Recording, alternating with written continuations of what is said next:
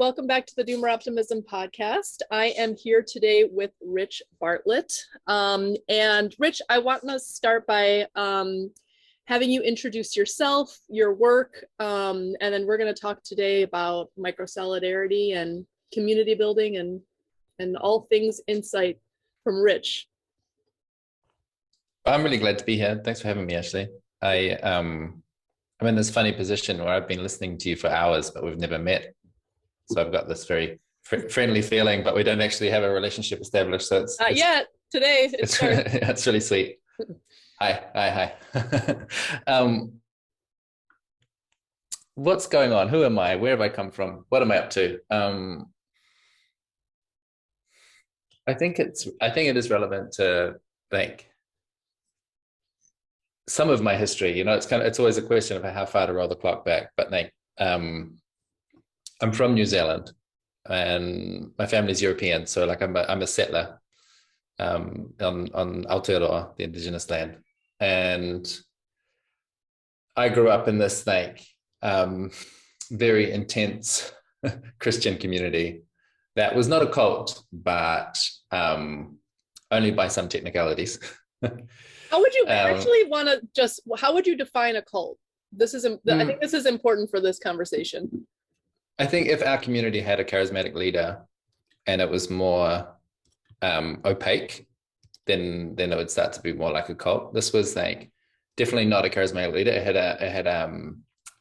It was like constitutional in a way, you know, like it was governed by there's like the rule of law, which you could challenge, and there's that kind of its own system, which feels like there's a system of legitimacy which is not oriented around one person. Okay. Or a couple of people. So that makes it like quite a lot more just than you know, a cult usually is like coalescing around one or a couple of people, or usually one. And cults usually thrive in the darkness, right? Like they create a huge amount of opacity that all this weird shit can happen because it's out of the civilized separate gaze of the neighbors. Yeah. But yeah, the distinction is really important. So I grew up in this community that had a really, when I say it was intense, it was like, my experience of it was that the way that you belong here is you subscribe to a certain quite highly detailed set of beliefs. And we're basically trying to bring everyone to have the same belief. And like any question that you could come up with, any question I came up with as like an adolescent, it was like there was a pre-existing answer that was already in a book somewhere, you know, like that was the sort of mentality that there's kind of nothing new. There's nothing to discover apart from how to get closer and closer to this very objective sense of truth. And the good part about it was the solidarity, you know, the sense that like I had this flashback recently that when I was a kid, like there's more than 30 different families where, like, if something had happened to my parents, there was like more than 30 different families that would have just taken me in, and I would have been safe there, and they would have taken care of me. And the flashback part was I was like not sleeping, and I was actually going through the list of the names of those 30 families. And where do they live, and what kids do they have, and who got married to who, and like who moved where, and like that that extended family tree is like something in the back of my memory that I take for granted. The sense of belonging, right? You know, like the sense of having a place in these like nested circles, these expanding circles of collective identity. There's like me in my nuclear family, in my extended family, in my congregation, and in the congregation, you know, there's like the local congregation, but then it's in a network of congregations around the country, and then that country network is attached to the globe, and that's attached to like this whole communion of the saints that goes throughout history and all the way into the future. It's like I'm situated in time and space, and there's this like abundance of care and meaning and purpose in that structure. That's the good part. The bad part was the way to belong was through conformity. And I left, I was kind of a late bloomer in a way. Like I left when I was about 20, I got excommunicated, 19 or 20 or something like that. which is that the formal way to say I'm definitely not part of this community and probably going to hell. And so like basically now I'm 37.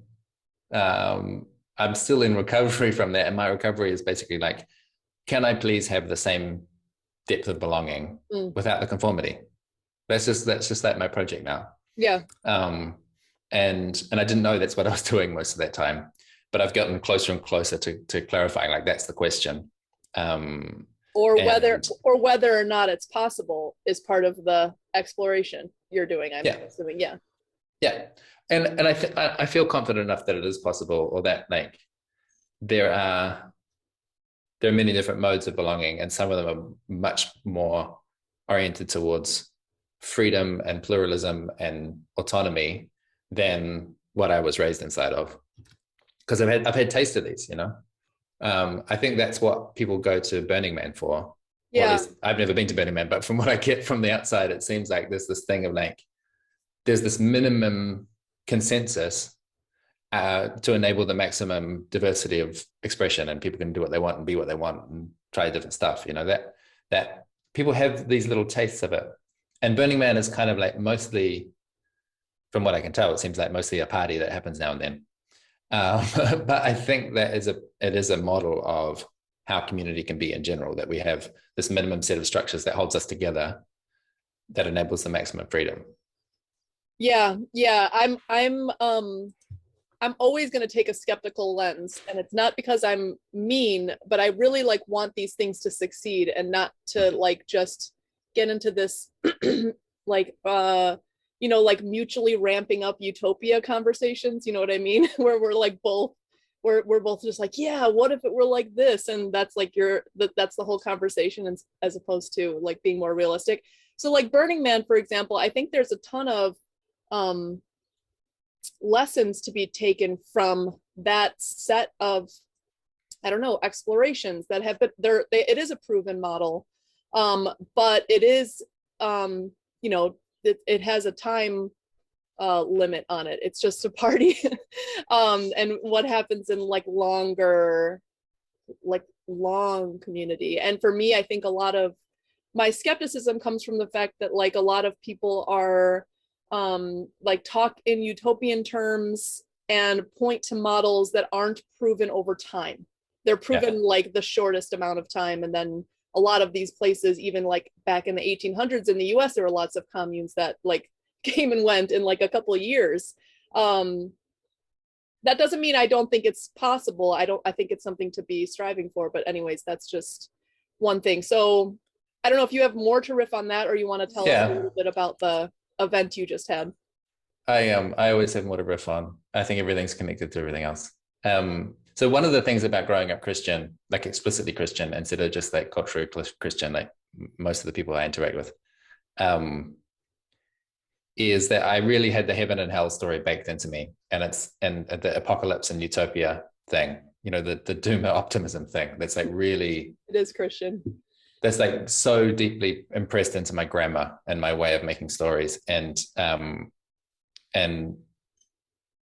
I feel like I'm in the process of recovery from that, you know, like to let go of this way of seeing the world where it's like, oh, there are two choices and one is infinitely good and the other is infinitely bad. Yeah. And, you know, and so much of the kind of podcast ecosystem that I'm paying attention to is caught up in that same dynamic. Totally. And I think it lacks a kind of maturity that like the more mature people I know have just a much more humble, much more kind of middling kind of it's view of reality. But it's not sexy though to sell, you know, it's just like, well, in some cases is like the response like, oh wow, what a great message. Yeah. So I'm saying that because I don't point to Burning Man to say, oh, it's perfect, or like, oh, my experiences are perfect, or I've got this utopian thing.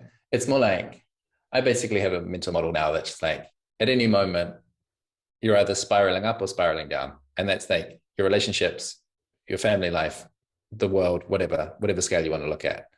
And I'm not taking responsibility for creating a utopian reality. I'm just taking responsibility for like trying to push the spiral up, you know, like just trying to, you know, we saw it with everyone getting introduced to how exponential functions work with COVID. It's like, if you're in an exponential function and your reproductive factor is above 1, eventually it's going to reach the whole planet, imperceptibly gradual and then overwhelmingly sudden. I'm only interested in just whatever the good vibes that we're trying to create, that we keep the reproductive factor above 1, and I'm not responsible for like this like global domination thing. That's not really the game. Yeah. So with Burning Man, I don't point to it to say like, oh, here's the template, the copy. But I think at Burning Man, you have a different set of norms. You temporarily inhabit this like different sociological context, and you become different in the process. And you can have different thoughts there than you could have if you've never experienced something like that. And so you come up with like different kinds of dumb ideas and different kinds of problems happen. And there's a kind of you've just got new opportunities to learn stuff than before you participate in that sort of thing. So like Burning Man's famous for its like gift economy, gift culture. And if you spend any time in these kind of somewhat naive Western interpretations of what gift economies are like, you soon find the shortcomings. Like my experience of burning related events, I haven't been to Burning Man, but I've been to some of the regional events, is that the gift economy is a social capital economy. It's like, if you're popular, you get your drugs for free. and if you're not, you pay with cash. Like that's how it works. Isn't that how it works in the real world too, though? Yeah. And that's like such a critical lens. And I mean no disrespect to this like extended network of communities, because I think they do awesome stuff as well. But like, it's not perfect. There's got shortcomings, but also it enables these new dynamics, which you can't observe if you're trapped in box life, if you're just like completely in normie life where you haven't even got some sense that we could play with social norms and try a different way of being. So I think of them as like interesting experiments that are kind of fumbling along in an interesting direction rather than just like reproducing the same old mistakes over and over. Yeah, I tend to agree with that. I think the experimentation is essential. So like I both want to be skeptical of it, but I also think like we've got to just go out and try stuff and see what works and then learn from it.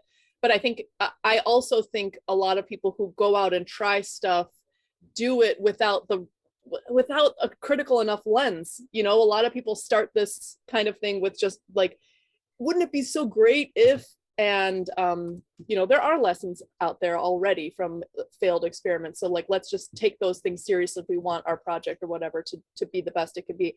I also think it's crazy. You just said the spiraling up or spiraling down thing. I thought this for a long while, and I've never articulated it anywhere, and I don't even know how to explain it, and that's probably why I haven't. But like I do feel like you're either in a virtuous cycle or a vicious cycle in life and everything. Like either you're tilted toward improving and working like in a positive way, or you're stuck, and it's like that there is a self-reinforcing process where like if you're depressed or something like that, it's really hard to get going, and then you get deeper into the depression if you can't like flip the switch. I don't know, do you have any explanation for that? Because I like it's so hard to like talk about, but I do feel that sense.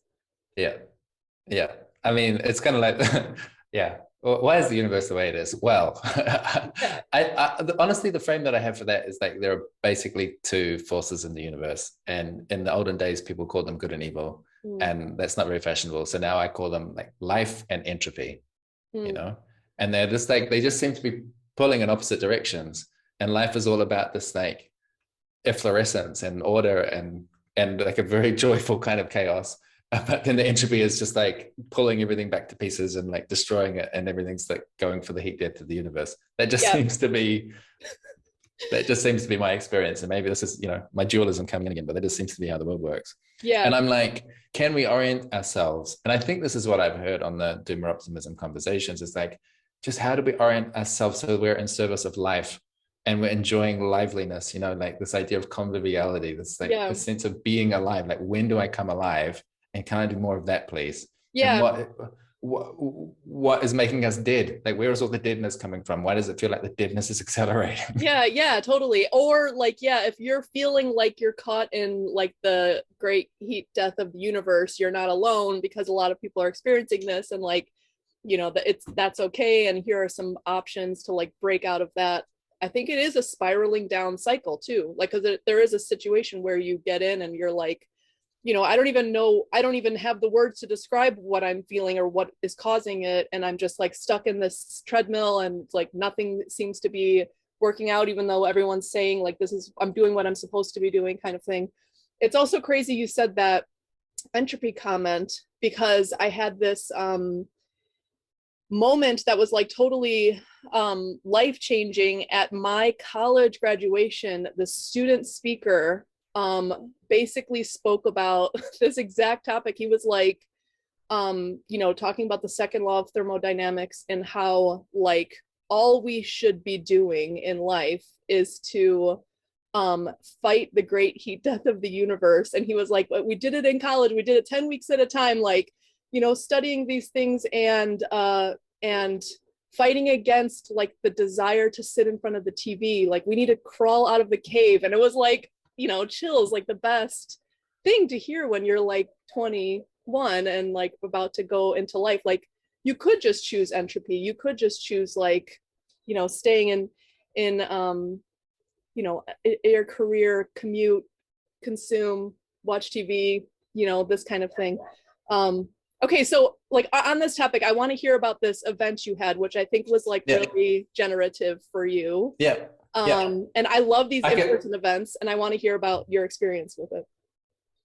Yeah, sure. So let me make the bridge from life. So if we're life maxing, if we're in service of life, then life can be a great instructor. And something that really strikes me about living things is that living things, like all of the living things, every single, ever in all of history and probably in all of the future, every living thing grows inside of something else.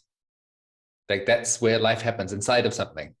And there's like this infinitely long nested, loops and loops and loops of containers. And so I'm in the business of like designing these containers that support life. And my permaculture friends, they're doing that by like digging the soil in a certain way and arranging different kinds of combinations of plants in a certain way. I'm in the business of like creating containers for belonging. Like I'm really interested in what we call like the social physics of belonging. Like what are the boundaries? How do you contain? How do you create enough? Like a container, a vessel. It has some impermeability about it. It shouldn't leak. Like it should be like kind of solid in a way, but it also has to be open. Like stuff has to come in and go out of it. So, like there's this paradox of like, how do you make a great container? So the Micro Solidarity Project is trying to articulate what sort of like a minimum set of containers that enables this sense of belonging and purpose and like meaningful work and like activated people. What do they need to be inside of? And I guess my hypothesis is there's something happening in society over the last few decades where these social containers have been disintegrating. So that we used to have all of these like traditional structures. I live in Italy now, which is like such a snapshot of the past, where everyone does the same thing on the same day here. Like there's the day that you go and you collect the wild chestnuts up in the hills. And everyone it's not like an official day. It's just like a cultural norm that people know that that's the best day to go get the chestnuts. There's like an annual calendar, which is a container, which orients people. Mm. And there's your family and then your extended family. And I'll often live, like in apartments that are all part of the same building. And your place in the church, like I described my own thing, like there's all of these containers which are putting someone on a kind of a map that you have your identity as an address that locates you in time and space. And in most of the West, it seems like over the last few decades, we've just been like kind of disintegrating all these containers, all these traditional structures. We're like, they're too confining. They don't suit us. Like who wants to go to church? Like who wants to have some normal square marriage or something? Like there's this kind of like postmodern wave, I think, which is just like disintegrating all of the old structures. And we haven't really come up with great alternatives yet. And so, what I'm trying to do with Micro Solidarity is articulate what's something that's a bit like a family, that's a bit like a church, that's a bit like an annual calendar, but more suited to where we are in the present moment and the future that we're heading towards. And so it's a framework for building community, I guess. It's a practice. It's a set of ways of thinking about community building. And so like I wrote a blog post at the end of 2018 describing me and my partner Nati are starting a new community. This is how we're thinking about that. This is what we think is really important. These are the pieces that we're designing in, and these are the things that we're leaving up for like all kinds of chaos and emergence that we don't know. And as I described that plan and put it on the internet, it just like suddenly got this very warm reception of all these people around the world saying, hey, we're doing that. And it's cool that you've given it a name. You know, it's like, so my sense of my job was like my role shifted from I'm a community builder to, oh, I help give the name to the types of community building which are really needed right now. So I kind of did that meta move, I guess. And over the course of the last 3.5 years since that first blog, it's like we've been developing community, but I've also been connecting with the other community builders and developing some peer relationships and some mentor relationships. So like I'm sort of like coaching people along the journey of like, how do you build community in this particular flavor? And then the week before last, we had the first in-person physical gathering of micro solidarity practitioners. And it was just like, so exciting. And so that was the momentum, that was the impetus to be like, I'd love to talk. I want someone to interview me so I can describe what happened at that gathering, because there must be some parts that can be reproduced in other people like yourselves that are like trying to activate a social movement. Yes. Okay. So the first practical question is, who are these people? Like, what are their projects? You know, there's always this like, there's this like vague sense of like, yeah, you know, like to, not to pick on Gregory Landoa, but like, yeah, we should just all build out networks of ways of managing or measuring ecosystems. It's like, yeah, who are the people who are going to do that? Who are these people building community? Are like, give me a profile, give me a sense of like, who are what is the social landscape here? Yeah. Just to say, I'm a huge Gregory Landoa stan. I mean, I love him. But I'm a sociologist. I need to know I need to know like who are we talking about here? You know? Yeah. I'm looking here at the list of participants, and to me, it's obvious they're community builders, but maybe that's a kind of abstract and vague term. So like, there's one person here who has started a annual festival. And they bring together people to like, I don't know much about it. I think they're the kind of people that are like into yoga and good food and taking care of your body and being spiritual and that kind of stuff. I don't know. But they're really playing an important community building role for that network of people. There's someone else here who is in more of a, you know, the social enterprise kind of NGO corporate landscape where I'm trying to preserve the anonymity. They started an organization which connects all of these social enterprises, all these like, you know, businesses that are trying to make positive social impact. And they pull together all the founders from those kind of organizations and give them the kind of support that they need to be more resilient and smart about how they work and get them funding and that sort of thing. Okay. There's, who else am I looking at? Okay, there's a couple of people actually from the Effective Altruists. So, you know, these like super rational, spreadsheet driven people who are trying to maximize like what's the most positive impact we can have with philanthropy. And they're, at least in my part of the world, they're kind of known for having really smart ideas, but kind of not great vibes. so I think they were coming to like go like, how do we make a good vibe while we're also doing this like very intellectual important work? That's funny, because I bet there is in your world like people who are great at vibes and horrible on practicalities, and then vice versa. Yeah. And then there's a couple of people on this list who that have local creative spaces, like creative community spaces of different flavors. So like that they all have a slightly different emphasis, but they're usually like quite into various kinds of art.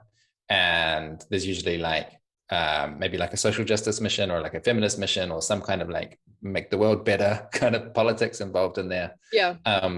And they've got these physical spaces in urban locations where people are coming together to like, again, find a sense of belonging, find a sense of purpose. Like, what's my contribution here? And what's my place, like where do I fit in? Yeah. And then you have a bunch of people on the list as well who are like more, they're business people that are, like working in DAOs, for example, in the crypto space. They're trying to do something in a new way. And they know that having relational skills, community building skills are like an essential component to doing that. Okay. Yeah. And this kind of cool. The landscape is like, it's really varied, the social landscape, lots of different experiments on lots of different scales. So it's good. I mean, that's all that I approve. It's fine.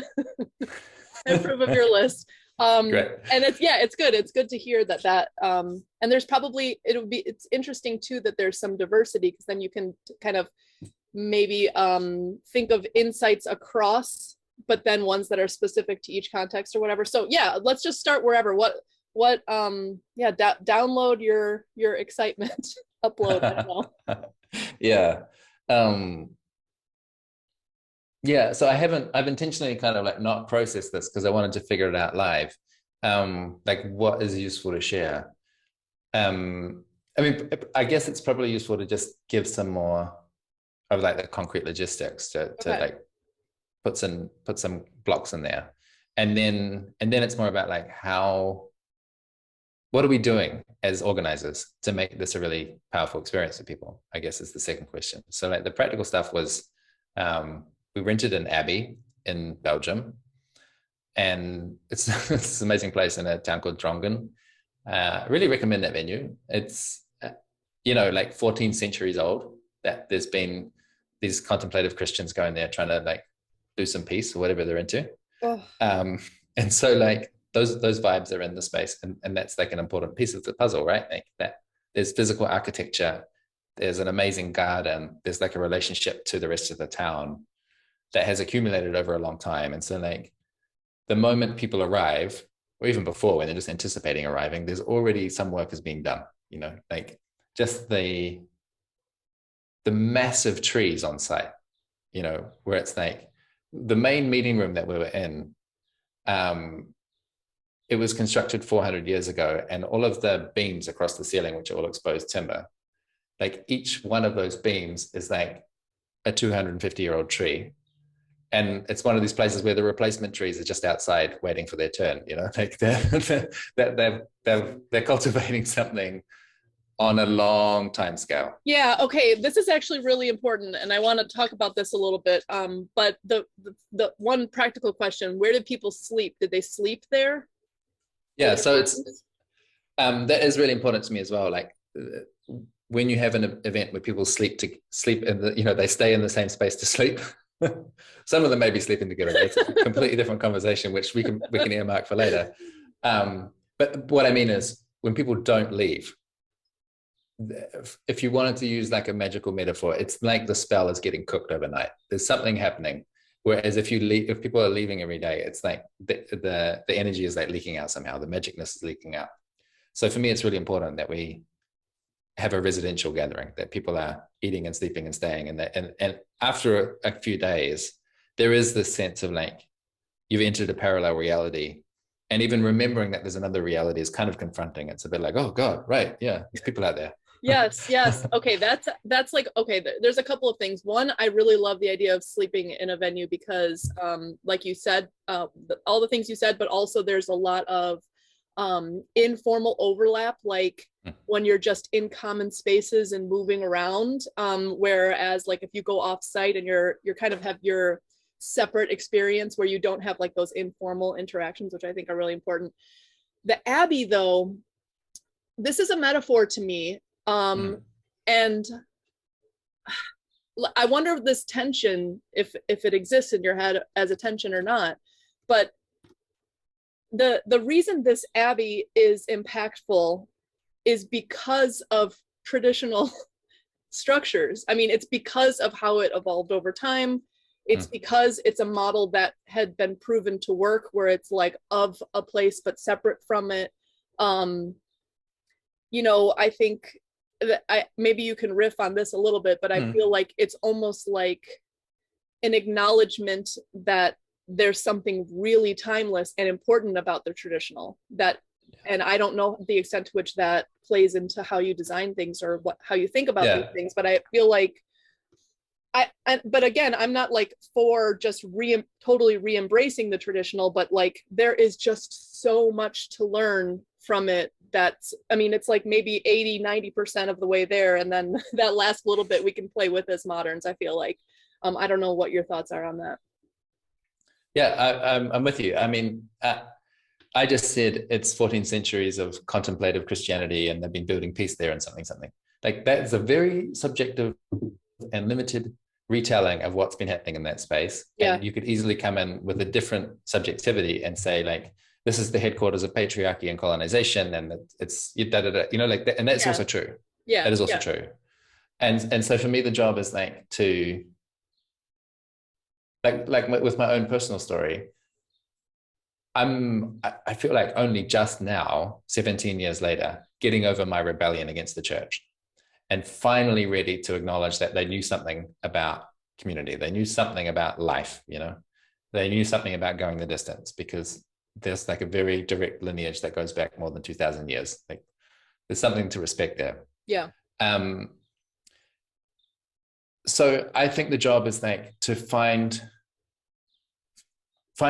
a generous interpretation of the traditions, you know, like to find a way to connect and say, like, I celebrate and acknowledge and respect the things that you've done in the past. I can also see the shortcomings, and it seems like the future is unprecedentedly unprecedented, you know? Yeah. But also to not be naive about tradition in the same way that other people are naive about utopia. Like, I mean, I think it's really important to not go in either direction. Yeah. Yeah. But yeah, it's like, for me, it's basically comes down to respecting my grandparents, you know, and one of my like hobby horses at the moment is how many people I know, how many like, you know, youngish, reasonably well off Western kind of jet set hipsters like me, who are discovering a kind of Christianity. No, sorry, not a Christianity. They're discovering a kind of spirituality by doing this patchwork selection from all these other cultures. They're at these kind of festivals, like I've mentioned. And the big taboo is Christianity. It's like all the other cultures are these like beautiful traditions and like, wow, we've got so much to learn. But Christianity is this big embarrassment. Oh my God, this is such a great insight. It is funny, like why? I mean, why can't we pull from our own heritage too? I mean, we are Christian, you know, in the West, we're like, you know, Judeo-Christian. Why like pretend? I don't know. I almost feel like it's LARPy too, to in some ways just like, I don't know, try to like hang on other whole spiritual perspectives. I don't know. There's a lot to play with there, but there's like, there is something where if you're not fully of it, in some ways your interpretation of it is just going to be lacking, like, you know, and maybe a little bit role playing and a little bit I feel like I've often had this skepticism and kept my distance from like yoga type festivals. It's like, yoga is going to change your life. It's like, what? I don't know. Well, I mean, I get it. Maybe the useful thing to say is that I don't believe that the kind of social norms that we need, you know, like the community structuring things that we need, I don't think we're going to find them by selecting the tastiest morsels. You know, like some of the stuff we need is jarring and unpleasant. You know, like we need accountability. And if I'm just looking for the things that give me the best kind of sense of spirituality, or the best hit, or the best sense of like, I'm so connected and purposeful and alive and in my body. Well, and it's hedonistic. It can be very hedonistic, like a spirituality as consumption, as opposed to, I think like a full spiritual practice has something to do with an act of production, like you are co-producing in yourself some, you know, some way of being in the world that has like limitations and consequences, but also with that comes the beautiful insights. Okay, so anyways, let's go back to the event. I'm enjoying this game where I'll try and explain the practicals and we'll just go off on the direction. So we're at an abbey. There's a hosting team of five people and 30 guests.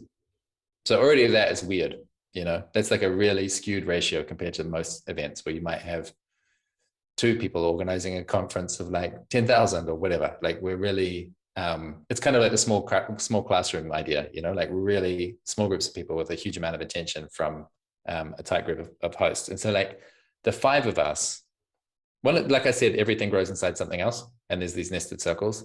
That idea of like nested circles of like the fractal structures of belonging, that's kind of like the main theoretical insight of microsolidarity, is that if you want to change a large group, you have to do it by changing a small group and then convincing a few more small groups and then getting those small groups into a slightly larger group and on and on and on and on and on. Again, I think it's what Doomer Optimism is doing. It's like connecting, or hey, you see all these different little communities and like interesting enterprises and adventures. Can we throw out a narrative that's big enough for them to come into a sense of shared identity, and that larger identity with its larger narrative, its larger sense of us, might be able to have more influence. It might be able to come up against like some of the corporations that are operating at that scale, for example. So again, tiny practical detail, 5 people, and we cultivate a particular vibe, a way of relating to each other in that group of 5.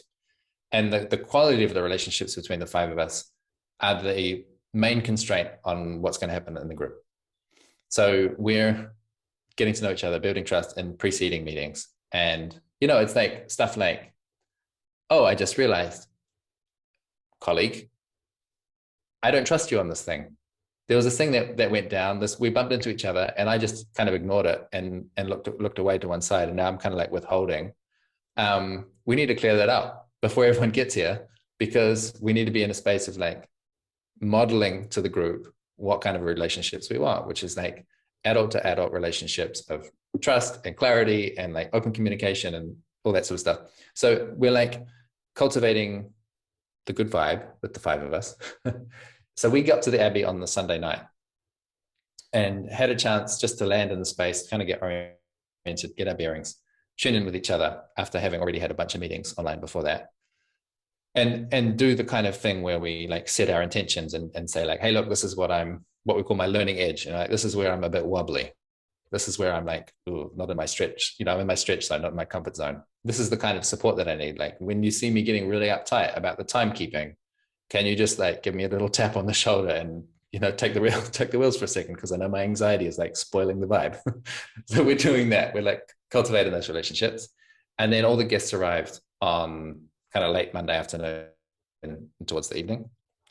And even that, like the way that the guests first encounter the event when they first arrive, like it just has such an influence on their experience for the rest of the time.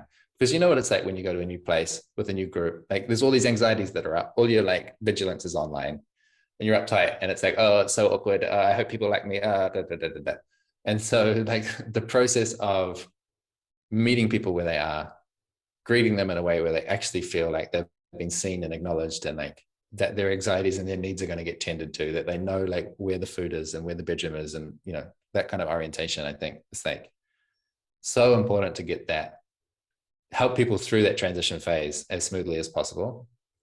So we're basically just like with the 5 of us taking turns at the front door, kind of like running relays.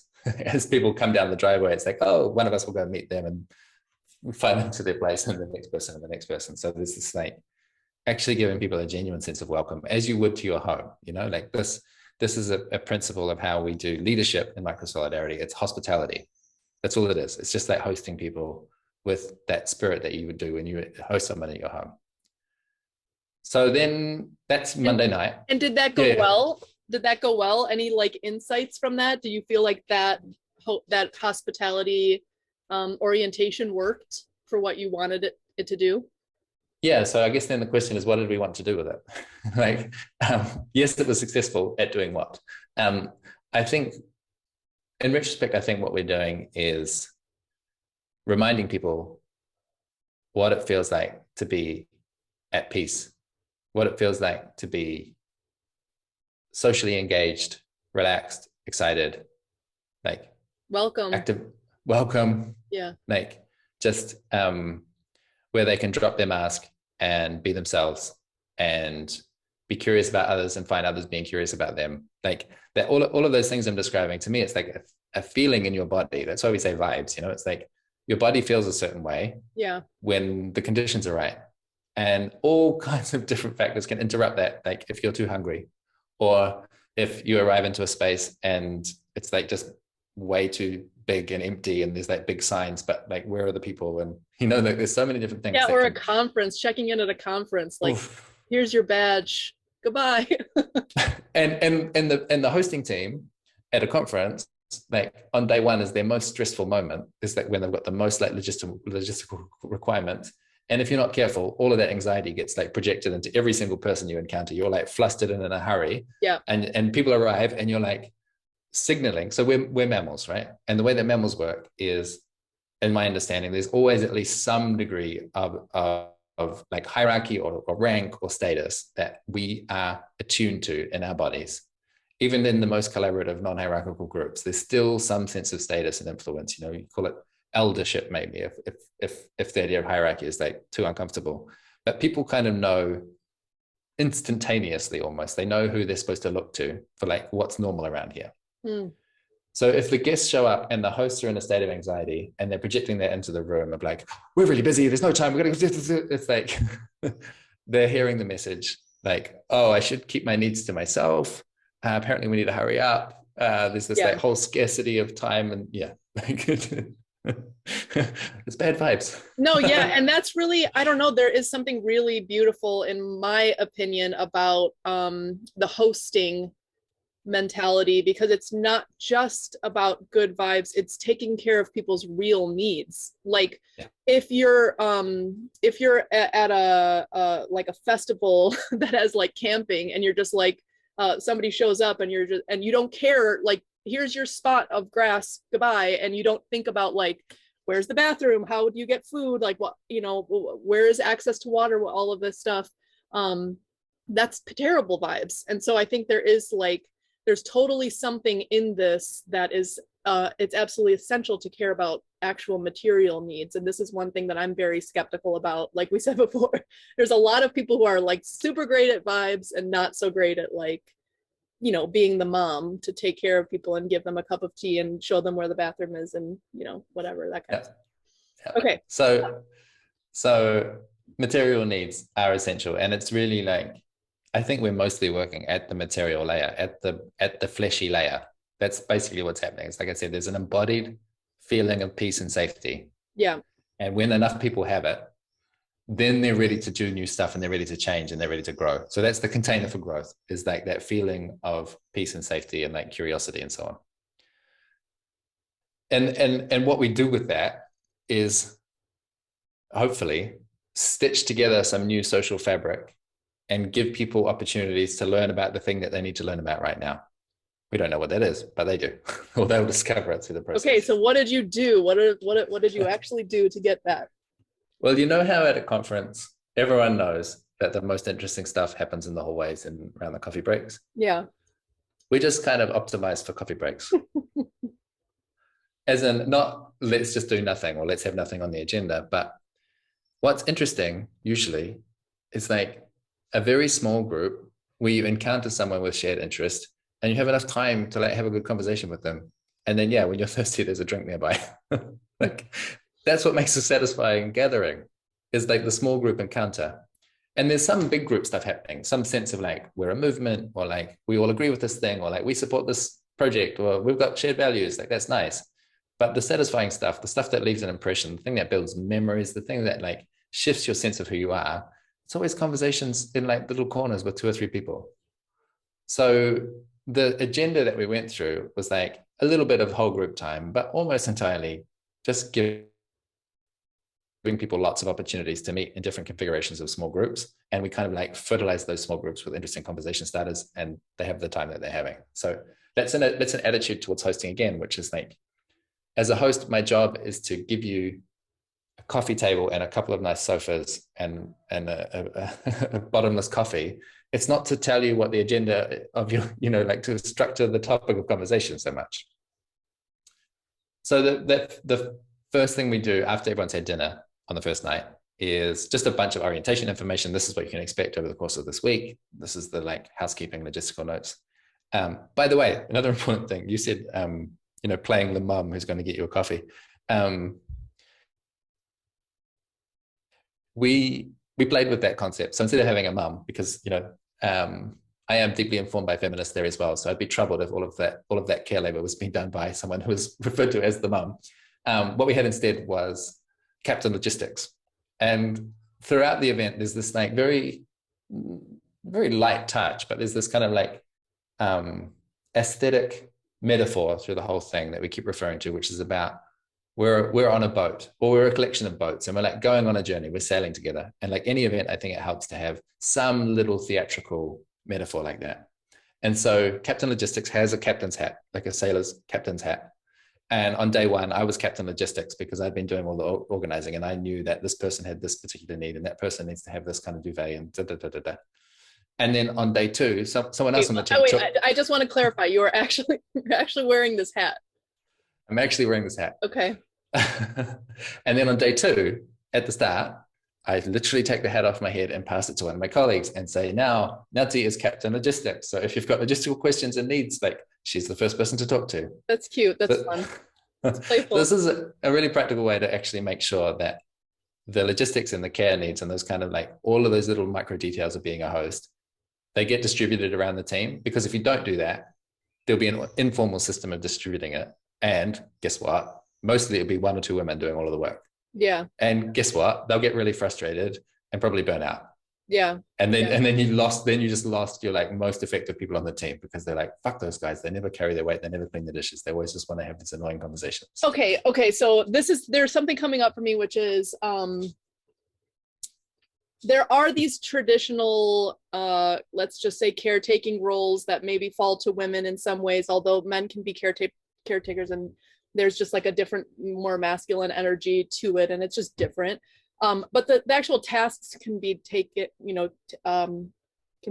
care of by either, unless, for example, it's like breastfeeding or pregnancy or something like that. But anyways, that I don't want to get political with those any comments like that. But anyways, okay, so it is oppressive though, how people will go to women first for a role like that when a man could do it in this particular event.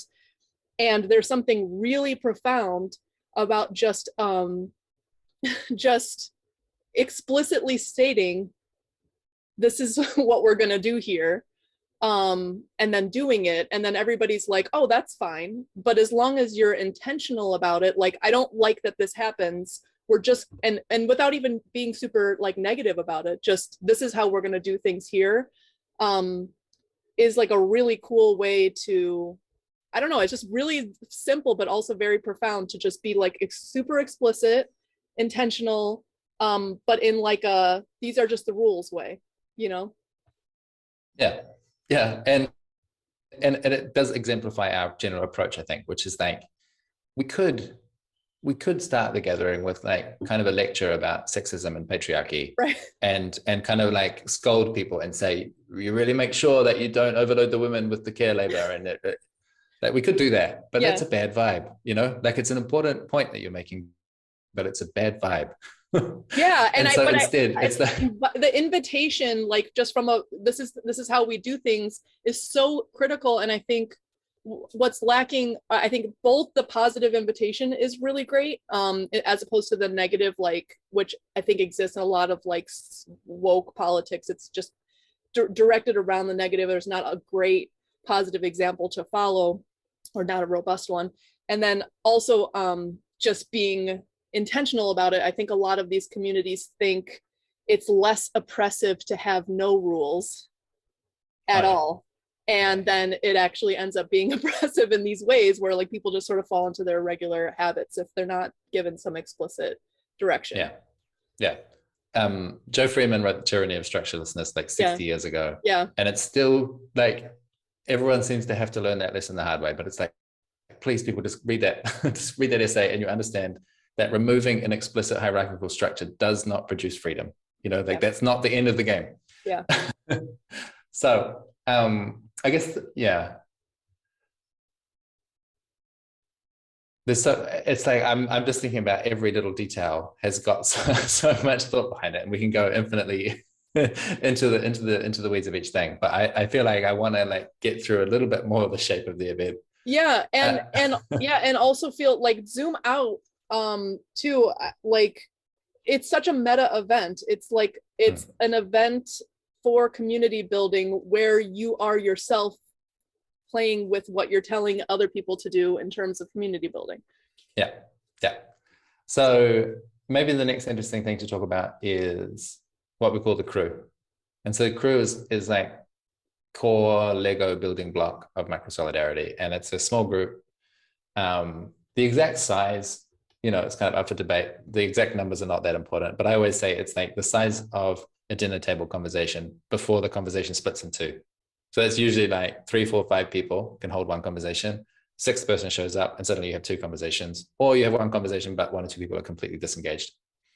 And that's important. That's a cognitive limit that's kicking in there. That's like just about being a mammal. Like we can have a conversation with 5 people and it's really hard to have a conversation with 6.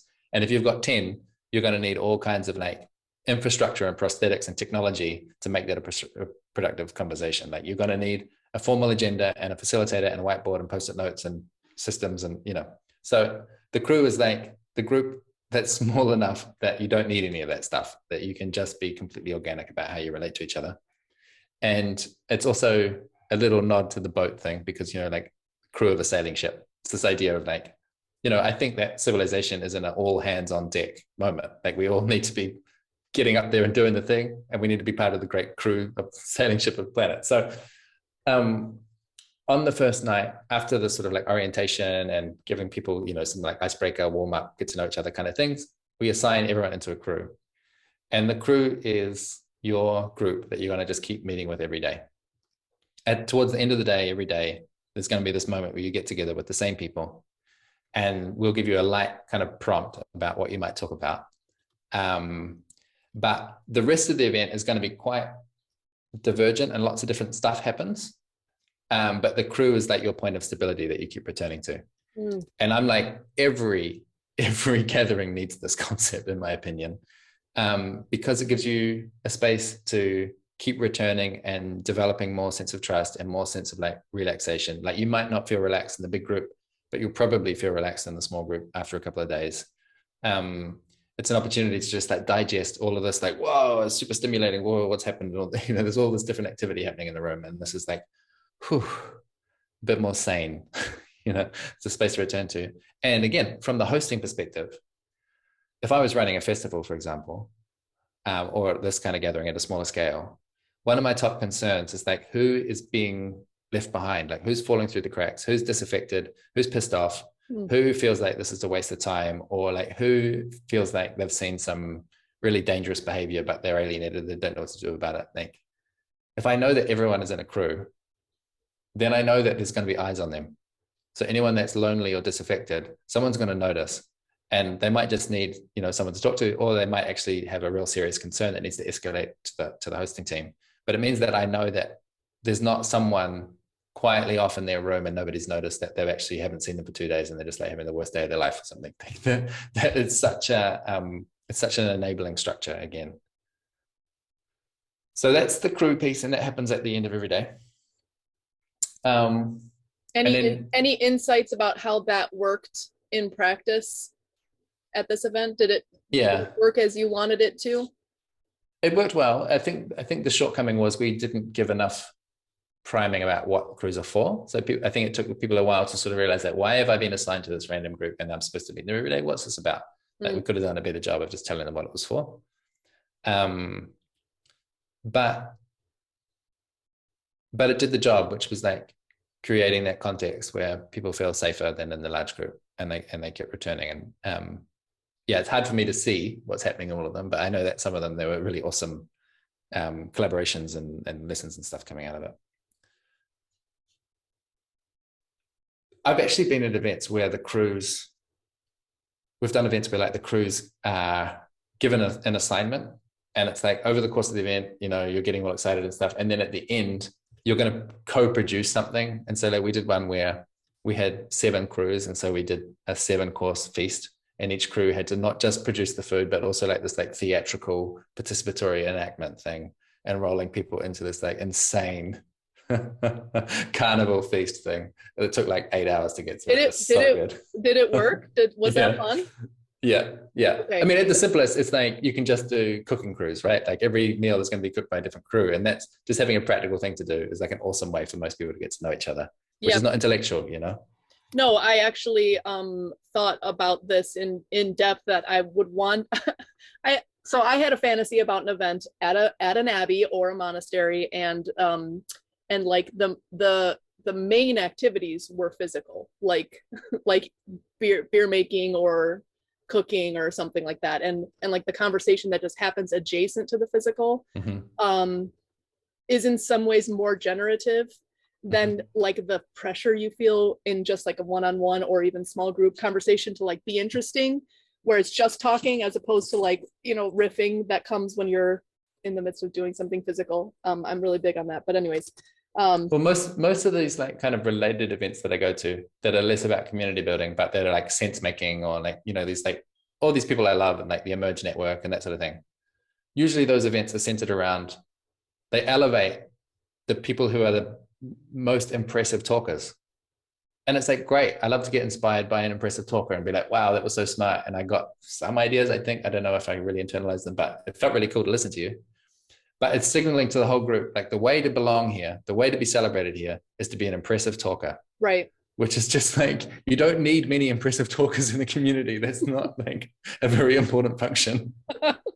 Oh my God, it's so funny, because the joke that always comes up is like, with these kinds of intentional community utopian ideas, everyone wants to be the mayor and nobody wants to like, you know, run the sanitation. And I think that is like, there is something in a lot of these kinds of community building things that are like, yeah, who's the ideas guy?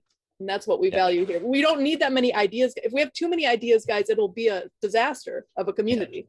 Yeah. So next little piece, practical thing.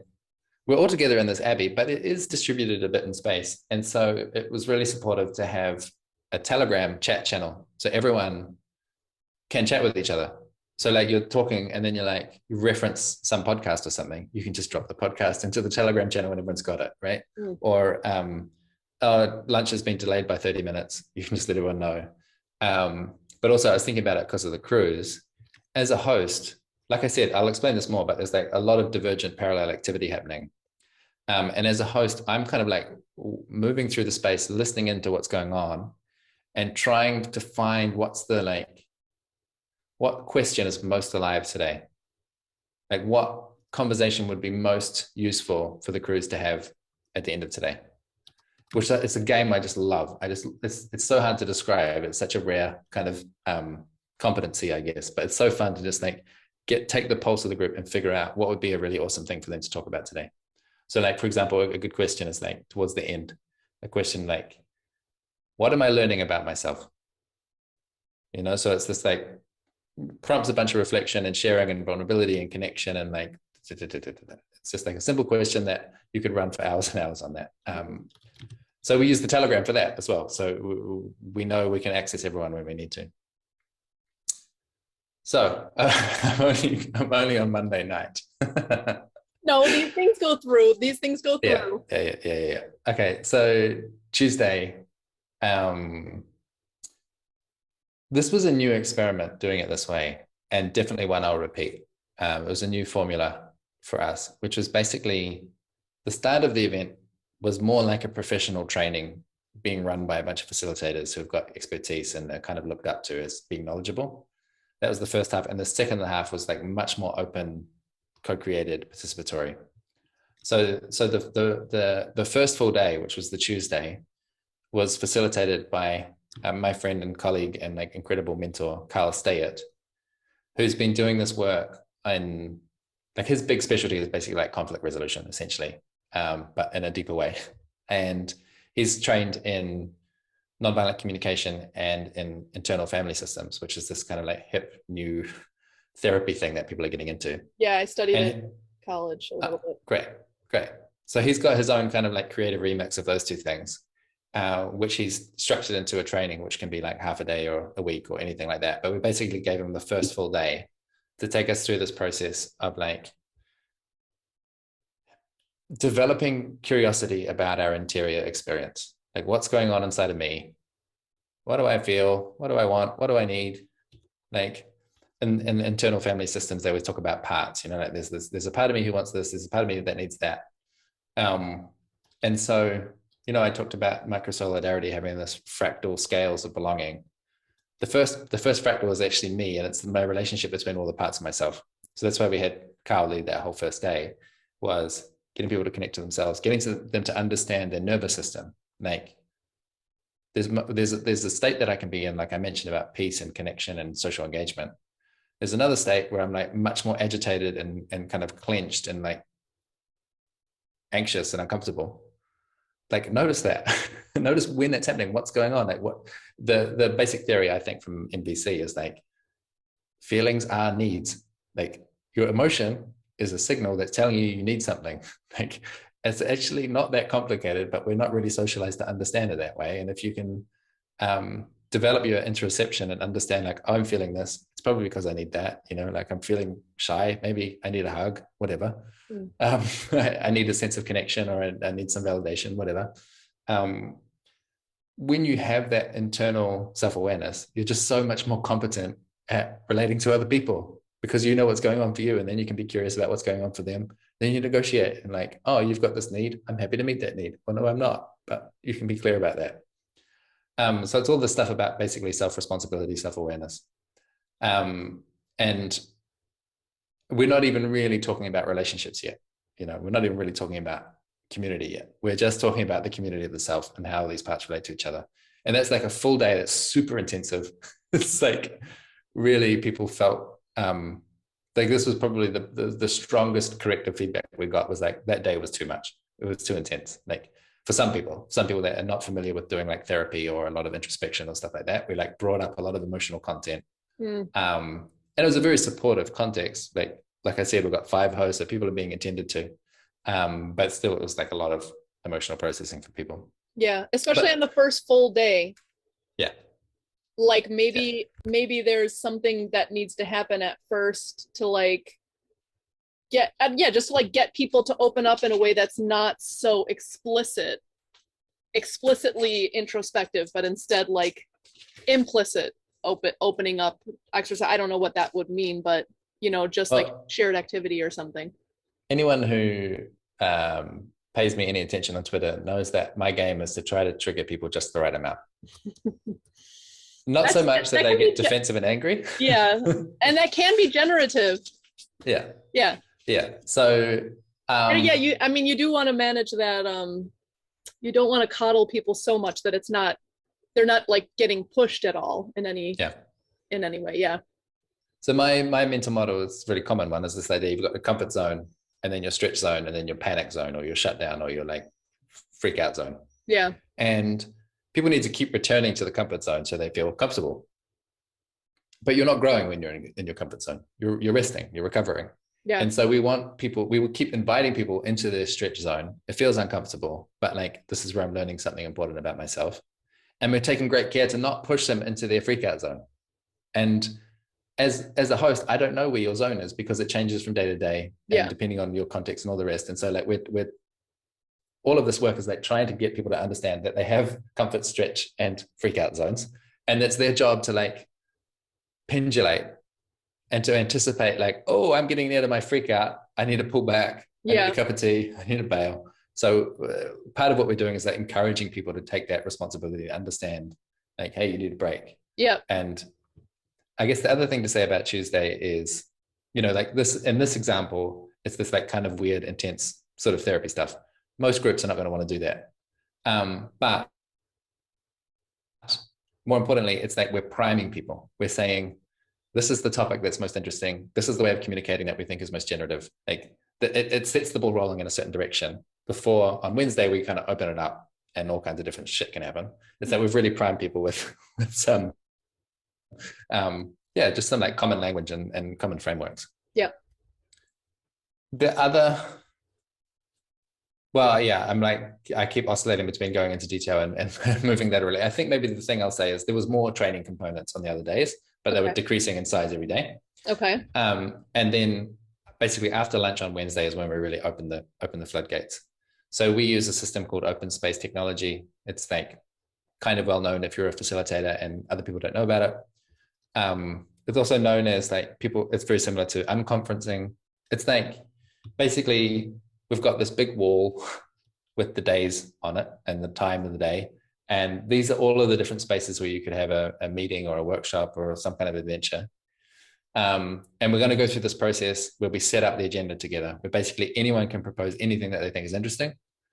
And there's no like negotiation about what would be the right thing to do. It's just like, I have enthusiasm for this. If you want, you can do like we did a quick, because we had 30 people and like 50 proposed events, we did do a quick like dot voting thing. So everyone like put you write your name on a post-it note and people like put a little dot on it to be like, I'm interested in this. But that's just advice, that's just information. It's not like a binding thing. And then you basically just like put all those post-it notes onto the agenda and it's like, this is what we're going to do for the rest of the week. All of the stuff that people are interested in, that's what's happening. And yeah, there's some specifics. It's worth reading. There's like a one pager. I think its name's Harry. I forgot his name. Owen Harrison. Owen Harrison, I think, is the guy who documented this open space technology. And it's just like, here is the recipe. Just do this. Do it exactly the way he said it, and it works. Again, it's like an enabling constraint. It's the minimum firm structure that really enables a huge amount of freedom. Yep. And so then, yeah, the rest of the agenda, that's from Wednesday afternoon until Friday night, is all just populated by whatever people have showed up with. And it's so easy as a host at that point because I'm not really responsible anymore. Like I didn't have to like schedule the best speakers or like I don't mind if someone's event is a little bit lame. It doesn't matter. Like someone was enthusiastic about producing that and some people showed up and they went to it. Like that's fine. That's a good outcome. Yeah. It's definitely better than anything you can plan top down in my experience. Yeah. So two insights. One, yeah, I do think it's better when it can be better when everybody's working together. Like there's just so much more possibility, and also like maybe the type of person who would self-select to be at this conference would be the type of person that would create something that another person who would self-select to be at this conference would be interested in, kind of thing. And then I really like this idea because this is very like dual process, something I talk about a decent amount, that you have the first part of it be normie, like within the realms of more normal experiences at a conference, and slowly make this transition to this other thing. Like it's what a lot of people talk about with like alternative currencies and stuff like that, where you like have to get people onboarded in a way that makes sense with their normal set of heuristics, and then you can open up the possibility once they've played with it and like have built some trust and that kind of thing. So that's cool. That's very smart. And so this, I hope, kind of illustrates again like why we have the cruise at the end of every day. Is like, what did you get up to today? you can compare notes and be like, well, yeah, I had this really important conversation about power dynamics in teams, and I went to this thing about psychological safety, and I went to a workshop about how to have a playful relationship with the camera, and I went to a silent disco. Like people just went to whatever different stuff that was important to them. And there's this like stitching back together that happens at the end of every day in the crew kind of debrief moment. That's cool.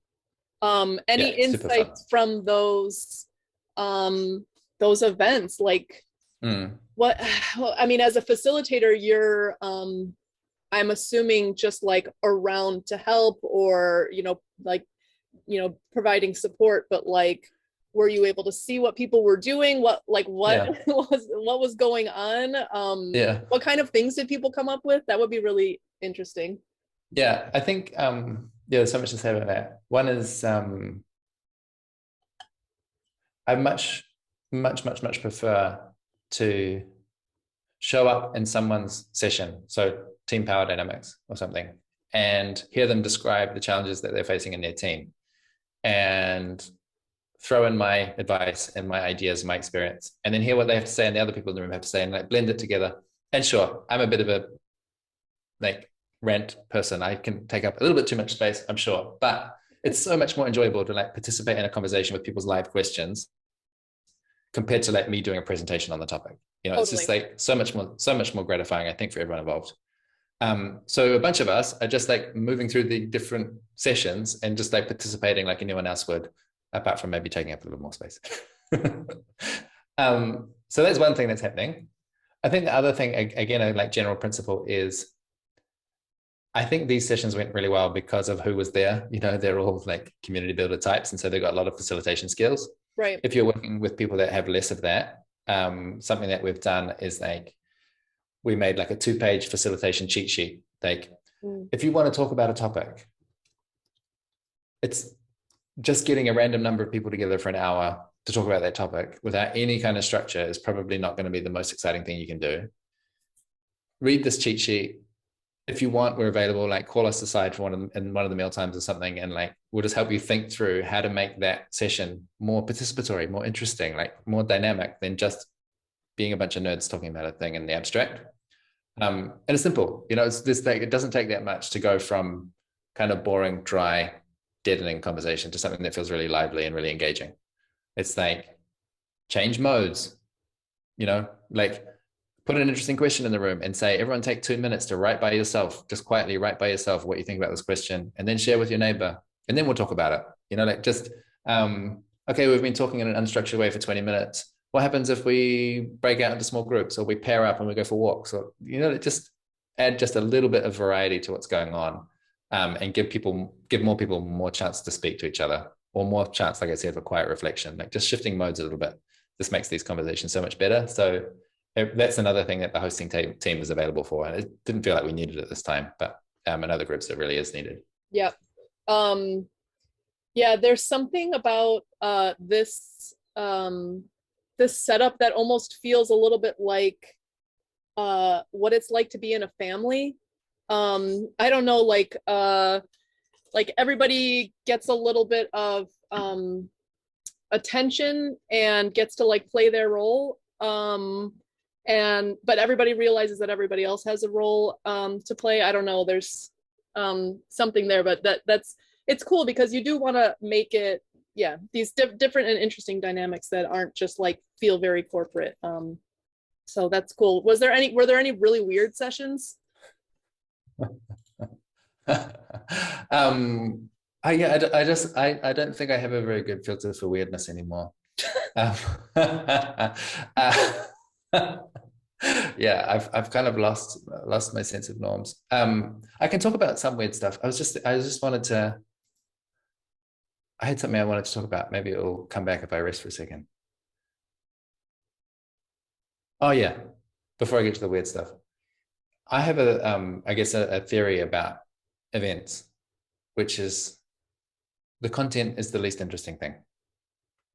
Like, you need just enough content to provoke interesting conversations and new connections to form.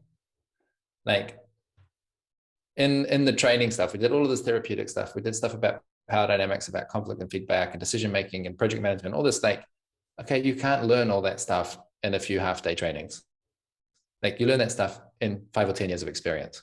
So it's a joke to imagine that we can train you in that.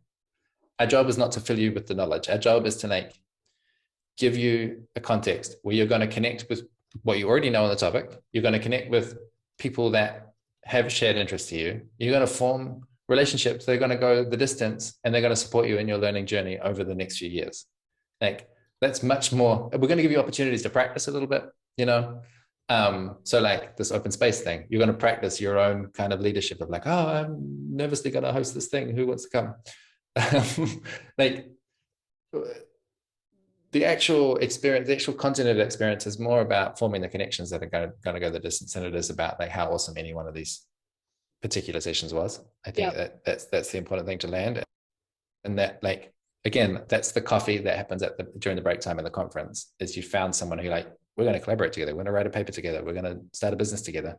That's what's interesting about gathering. You know, it's forming new social fabric. Yep. It's not like I got the idea that I needed. That doesn't usually happen at a conference. It usually happens in the shower. Yeah, and like the whole like set of experiences, the whole learning journey is a set of experiences over time.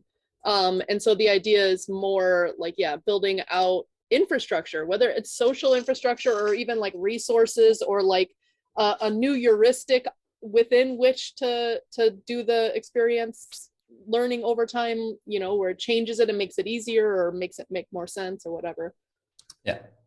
My one of the sort of taglines, I guess, that I use for micro solidarity is that what we're doing is weaving the social fabric that underpins our shared infrastructure. And I think like that is not just about community building. That's like what's going wrong in the world is our social fabric is threadbare and our infrastructure is now going with it.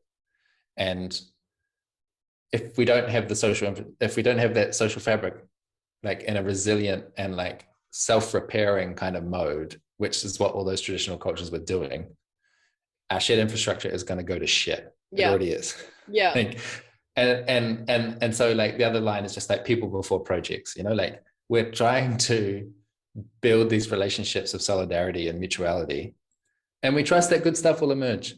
You know, you're all activated people with all of these projects about like fixing the climate or resolving racial justice or whatever the thing is that you're doing. That's all good. Like do that, but don't let that concrete goal get in the way of taking care of yourself and each other and like just having a nice time with good people. It is so funny too, like a lot of the things that I advocate for that would solve climate change or something like that, or like solve, I don't know, you know, social strife or whatever, polarity, are like these things that are just like, be normal. I mean, like, be nice to one another, like be a thoughtful neighbor, like, you know, these kinds of things that are like, I mean, they just sound so stupid when you say them out loud, but they really are like the building blocks. And so I don't know, I really love the idea of an in-person event because you can show how that works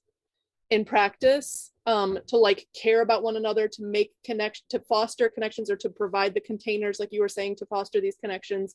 And then people leave and understand that fundamentally, and hopefully, put a little bit more emphasis on the relationships fundamentally. You know, I think that's what it comes down to. Not and the things that I advocate for, not just relationships with human, but relationships with your family and your kids and a landscape, etc. But it's hard to explain. The experience is really important. Yeah. And another part of the theory, I guess, is like there's a way of being where you see yourself as an individual, you know, where you see the nodes in the graph. Yeah. And there's another way of being, which is where you see yourself as a collection of relationships, where you're seeing the lines on the graph, the edges, you know. And it seems like from my outsider's perspective on indigeneity, or like from outsider's perspective on complexity, it seems like the job is about how do we get people to see that they are a nexus of connections. They're not a node. They're not an individual, like disconnected thing that then occasionally comes into contact with others. Like all we are is relationships. There is no, you know, primal state of like a human being that kind of exists in space as a free floating atom. It's like, so no, they came from something else. I mean, either you have to do LSD or you have to go to a place where you are that and feel that, you know, that's my very strong contention. Like you either have to experience it, or you have to do mushrooms or whatever. Well, this event that I'm describing has the same effect on people as a guided mushroom trip. Yeah, I think so. It sounds like it just feels a bit safer. Yeah. Or like more predictable or less chaotic or something. And wholesome. I mean, it's just fundamentally really wholesome to feel like this sense of connection. Okay, do you have last thoughts on this particular event that you want to share? Because I want to use your brain to ask you some Doomer Optimism community building questions. Sure. Let me think. Like there's so much. I'm like so obsessed with all the details, and I do think that is. I think the details matter a lot. There's this school of thought in facilitation world that everything speaks. So like, for example, Lana Yelenev, who was like one of our co-hosts, she is really into like essential oils and stuff. And when the hosting team was coming together, she had her box of all these different scents. And she's like, I want you guys to compose a unique smell for our collaboration. And so each of us like went through the box and found a smell that we liked, and we put it together into this like awesome thing. And then we're like, have one of those spritzer things that like puts the smell into the room. So when people arrive every day, they're not just coming into the same space, they're coming into the same scent. And now, like for all time, we can give someone that recipe and say, if you put these essential oils together and you smell that, you're going to be transported exactly back to that moment. Like that was just so mind blowing to me. I never would have conceived of such an incredible technology for forming memories. And that's just coming from attention to detail. And it's like the whole way through the whole event, there's 5 of us, plus everyone else who has their own skills as well, being super attentive to like, how do we create an experience that's like just as nourishing as it possibly can be. So there's so much more to talk about. Yeah, well, and I think it is also hard to some extent to explain it all, but that example is so good. It's not just about like having good vibes, it's about like empathy. It's about like caring for people and like thinking about what your goals are, and having these thinking of really thoughtful ways to build tools to get whatever goal you're seeking, and putting yourself in the minds and experience of other people. Fundamentally, yeah, I think that is what it comes down to with community building is like having empathy and care. I mean, so that's so cool. What a great tool. And I think it seems like the event was just filled with little thoughtful things like that. Yeah. I think is like zooming out a few clicks.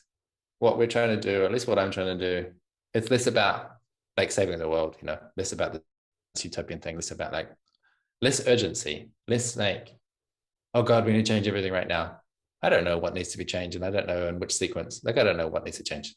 But I think the world is in a more precarious position than it was when my parents were my age. And I'm not planning to have kids, but if I did, and a lot of the other people that do have kids, like, I think the job is basically to set them up so that the world is slightly more healthy as they're our age than it is now. Like, that's the job. It's not save the world. It's like learn how to raise generations that are kind of like spiraling up. They're trying to like bundling along in the right direction. Totally. And so much of this, what we're doing here is just like trying to get people to drop the urgency and actually find what's important, not what generates the most anxiety or the most moral panic, but like what's actually important. And a lot of it is like, it's nice when it smells nice in the room. That's actually important. Like, I keep opening and closing the window in here because the temperature is actually important. Like, it actually makes a difference. There's all this material stuff that's actually important. We're trying to get people to see that. So yeah, a million more details to talk about, but I feel like I have to press pause at some random point. So okay. Yeah, one final thought on that. I actually do think that the urgency and the hysteria gets in the way of like saying I want to save the world gets in the way of saving the world.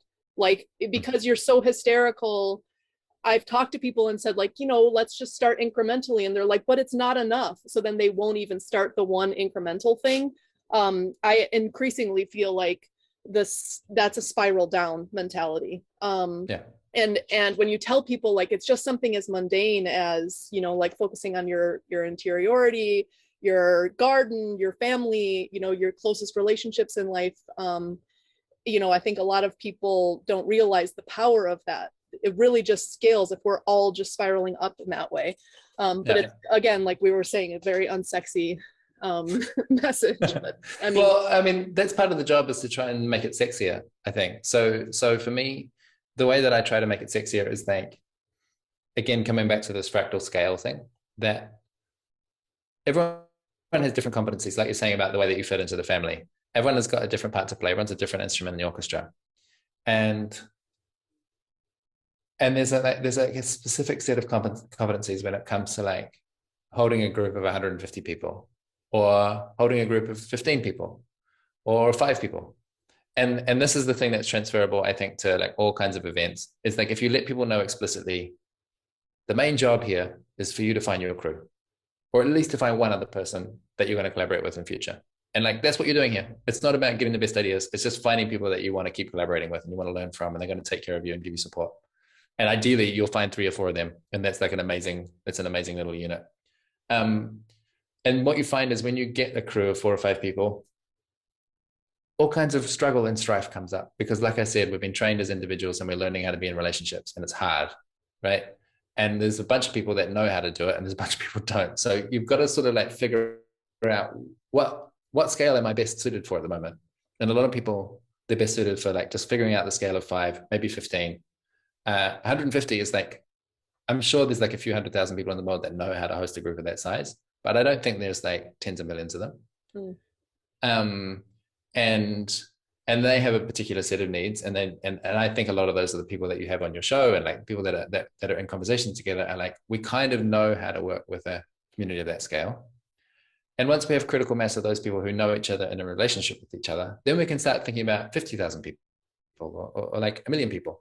But it's this like deliberate process of measuring every step up the ladder of scale from 1 person to 10 billion people, and then all the other like non-human creatures we're in relationship with too. You can skip 1 or 2 of the steps, but you can't skip from like, oh, there's my 2 friends that we really think veganism is important, and now we're going to change the entire planet somehow. Like there's so many steps in between that. And you need to kind of like figure out which step of the ladder you're playing at. But the inspiring part is it is a ladder, you know, like it is actually all, or if you don't like the ladder, it is this nested circles, you know, like it is this connected fabric that does extend and does have some kind of coherence. Yep. And it like, you are part of something meaningful, even if the thing that you're focused on is quite small. It's like, yeah, my fingertip is quite small, but it can also do a lot of good, you know, because it's attached to this whole other organism. Yeah. Okay. So selfishly, I am worried about, like genuinely worried about Doomer Optimism, or just like the community and group of people that come out of it, like growing too fast or like gaining too much interest too fast without us like building, all of us taking responsibility to build competencies to like onboard almost. Or to like think of useful projects, and it doesn't just become this like hysterical mimetic thing where like people misinterpret it and it just like turns into all sorts of weird things, which happens with humans. So one idea we've been having is to like host these meetups. Jason's been doing it with some people in Appalachia where it's like a work day on his property. And I've done these things before, and I think the expectation is like, you do a work day on my property, then we'll all take turns, and then there's some like egalitarian stuff with it. You get to determine what the work is, and that's really nice. And then people gain some competencies. I'm wondering like just your initial thoughts on that, and or other ideas for like, you know, besides the podcast and the Substack and like people just sort of building relationships by seeing each other here, which is what I'm like explicitly hoping, that it's not about like me or Jason or anyone who's hosting really. It's about like just putting the signal out in the world that you're some person that somebody else might want to attach to and start building something with. But I think people do lack that sort of activation energy to like reach out in the DMs or say like, can I come to your place and see what your operations like, which is the opposite of me. I'm like always trying to meet up with people, and I'm not shy about it at all because I think it's so fun.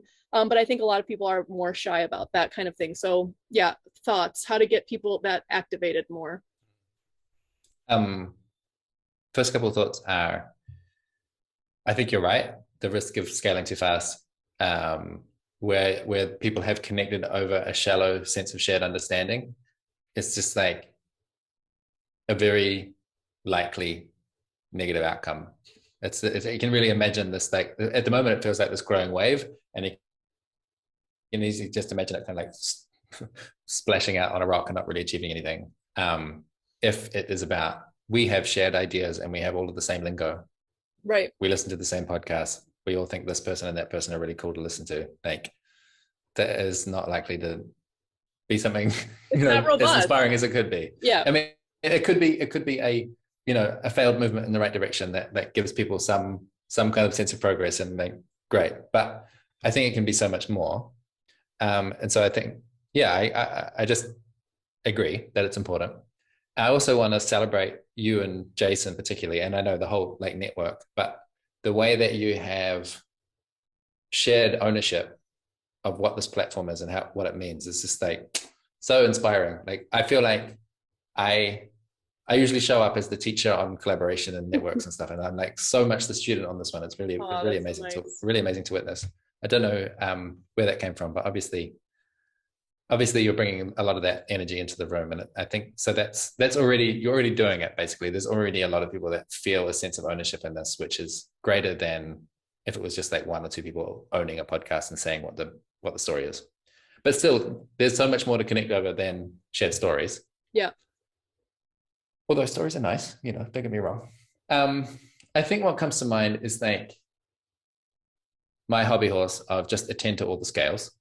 So if you're going to have, this thing where people come over to the farm and there's like 50 people and they stay for the weekend or something, make sure that some of the time those 50 people are broken down into groups of 4, and so on, like in these different scales, so that there's just more surface area for the mixing and the connections and the relationships to form. And it's less about like the sage on the stage or like whatever, like that. There's more bumping spaces.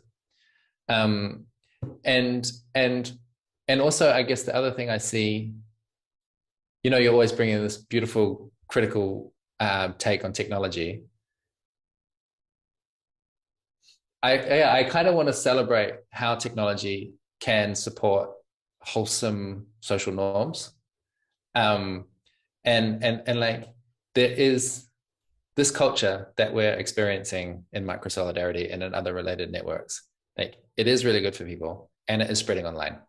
Like there's a bunch of people specifically on Twitter that have realized that Twitter is a dating app for making friends and building meaningful friendships, not just like this shallow, like what I call interactive TV. It's not just entertainment, it's like actual people's actual lives, and they can connect and like become of benefit to each other and encourage each other in their life mission and their path, and like support each other when they're down and celebrate when they're up. Like you can use Twitter for that. And like you and Jason and other people that have this like bigger audience, like more attention is coming in on you. The things that you model are going to be so instructive for everyone else. So like I already see you all over Twitter having a great time and modeling like this is a place to have fun and talk about interesting stuff and like plan actions. So like just people tracking that and knowing that's a thing that you can do. I think it'd be really awesome. I don't know if you already have, but to get Visa on the show and get talking about scene building. Yeah. Okay, great. Because people need to know that digital spaces are like a funnel to get you towards physical spaces. Yeah. So I would be thinking about like what kinds of action are meaningful for people that have a small amount of time, that are geographically distributed, that care about this stuff, and they want to have a sense of like taking a next step in terms of commitment and ownership. Like what can they do? It might be a reading club. It might be an online course that we take together and we get together once a week to talk about it. Whatever it is, like it's probably going to be somewhat in the abstract to start with. Yeah. But yeah, there could be like, if I was like the Doomer Optimism community manager or something, I would be holding like a calendar, which is like some kind of process where we say, like I described at the event, we have this open space agenda. It's like, what are all the projects that are looking for collaborators right now? Like, here's some ideas that we have. Like, spend the first day priming everyone with like what we think are interesting things to do. Like, these are the book clubs that are currently happening or whatever, and have a way for people to propose stuff that they want to host and find people that want to join in with them. And the idea with the calendar is that, like, say for example, we're going to initiate 10 small reading groups on these 10 different books, and it's all going to happen in January, and they're going to meet every 2 weeks for 3 months or something. And then at the end of March, we're going to have a big online plenary session where people will share what did they think was so amazing about their book, whatever. I'm just, riffing on stuff in my head about this. But there's some kind of sense of synchronization so that the small experience where you're actually feeling your belonging muscles get activated is connected to the larger thing, that there's like some larger context, and you've got this like accumulation of I'm a little fish in a big school, and the school is really nice and I like it. Yeah, almost like, yeah, and I can imagine so many versions of this, like a workshop meetup group coming and sharing like their experience and just like laughing about it and having fun and just like modeling that, like look at how fun this event was. Like we should have more people doing stuff like that. I love the idea of the calendar. One other practical question, like how do you move from online spaces to in real life spaces safely? I mean, like, you know, there are enough people in the Doomer Optimism collective, let's just call it, who are proven safe people to me. I know them now, like even if it's just online. And I can like I there is like a group of people I could vouch for, but like if you just make it like an open Discord server, anyone can join, anyone can set up an event. How do we know that people who are setting up events there are not inviting crazy people to their houses? Yeah. That's really important. I think one of the other things about the event that I described that's probably not obvious is it was kind of expensive to join. Like, I had a bunch of pushback from people saying like, this is not accessible. And it's like, okay. I know that there's another way to organize an event that would be super cheap and more accessible and more people could come. But one of the reasons that we put a decent price on it is because we're paying professionals to do the hard work of looking after community safety. You know, it's not easy. Yeah. There's like people, basically predators come to these kind of gatherings all the time. Right. Because the people who are most easily victimized are the ones who are like looking for purpose and looking for community. Totally. So like community safety is so challenging and it takes a lot of energy and resource to do it properly. And that's one of the reasons it costs a lot of money to do an event like this. Like we've got 5 professionals in the room, you know? Yeah. And they're helping to, you know, like this little thing about the Captain Logistics hat. That's a simple detail, but there's other details about like how do we keep the psychopaths out or at least keep them contained? You know, that this is like a nuanced bunch of skills that you develop over time.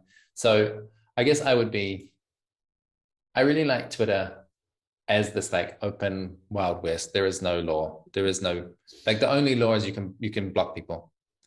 You can't really exclude people in any other way. And that to me feels really great. That it's a bumping space. It's kind of chaotic. You meet people. Some people you're like, oh, you're a creep. You block them. Don't have to see them anymore. Everything else, when it comes to like physical meetups, I think my bias is always like keep them small, and if you can make them biased towards invite only, and so that you're gradually accumulating a network of people that are vouching each other, and that like the deeper the sense of commitment and collaboration, the more you're going to have to start building accountability structures and like conflict management structures and safety structures. Like that's just what community needs. Again, it's like that's why traditional communities have things like moral codes and police forces, and you know, like and being naive about that is not going to make it go away. So yeah, it's good to be very intentional, I think, and explicit about that. Yeah, that all sounds good. It's exciting. You're gonna have to be like our maybe whisper, feel free to whisper in my ear if you have like see something or see like a potential for something to go in some direction, and not just you, Rich, but like anyone listening to this. Like I'm basically just using my intuition for this. Doomer optimism in general. I'm just like, you sound great, let's talk, you know, and just like drawn towards other wholesome things and signal boosting that, and just like wanting to make friends with people who are great. That's basically my whole guiding force here. So it's not it could be more intentional, and so I'm open to suggestion with that. Okay, any last thoughts as we wrap up this conversation? I guess like just a challenge to everyone listening to this series of podcasts is like it's up to each of you to figure out what your action is, and probably your action will be more effective if you do it with others. So like use this network to find the others, and it might be tiny. Like I said, a book club, like that's actually a great thing to do. Like if you're meeting once a week with some interested peers, like 2 or 3 people that care about the book that you care about, and you're thinking about it together and like exploring your life experiences together, like that is a contribution. That is building social fabric, and it like lays the foundation for something more impressive in future. But like don't wait for the most amazing dream project and the most amazing dream collaborators. Just start where you are and like gradually accelerate in the right direction. I want to say that, I think. And then also like my role in the system maybe is, yeah, I'm a fiend for community structure and for like self-organizing networks and decentralized teams and all this sort of stuff. And I love talking about it all the time. So don't send me an email, don't send me a DM, but do talk to me in public on Twitter about whatever kind of community structure challenges, culture challenges you're facing. I'm always interested. And I'm saying that as well because this is the other like challenge to the audience is like, if you're doing something good, do it in public. Let people see it. Yep. Even if it's crap, you know, if it feels good to you, do it in public and other people can copy. Everyone's just like looking for, how do I be around here? And if we model like the way that you be around here is you do your cool little project and you show it off, like, then more people will do cool little projects and show it off. And learning in public, which I think is basically what you're doing today, right now in this podcast, like almost thinking through the things that you are learning from this experience out loud. I think a lot of people don't realize the power of that. Like it's crazy powerful to just like model that you don't know everything already and that you yourself are also incrementally changing and spiraling up. That's what life looks like. Incremental change. Maybe the last kind of pitch thing is the website microsolidarity.cc that has like all the open source resources on how to do this stuff. The other website is thehum.org if you need like professional training and facilitation. And then my Twitter is Rich Decibels. So find me there for like continuing this conversation, even though we're not synchronized anymore. Yeah. All right. Thanks, Rich. This was lovely.